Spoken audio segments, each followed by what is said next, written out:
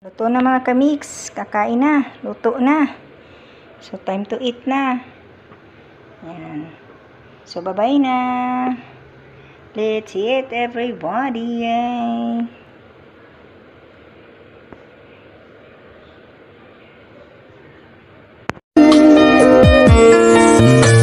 I wanted someone like you, someone that I could hold on to and give my love until the end of time.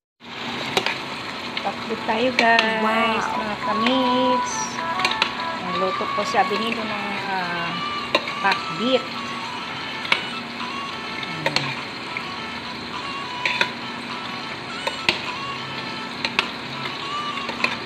Pakbit muna tayo.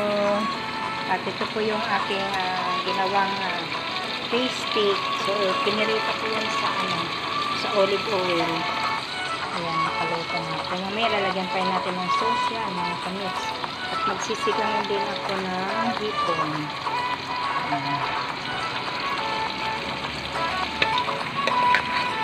Itakpan muna natin ito para siya ay lumambot.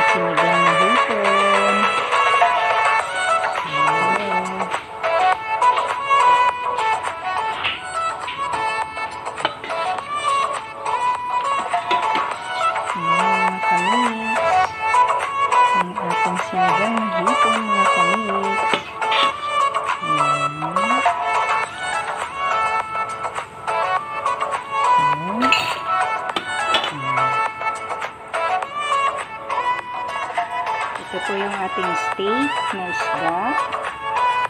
Ginamit ko yan ng nor seasoning, paminta, asin, lemon. Ang ating pakbit, mga kamix. So let's eat na everybody. So thank you for watching. Thank you for watching mga kamix. Like and share, comment.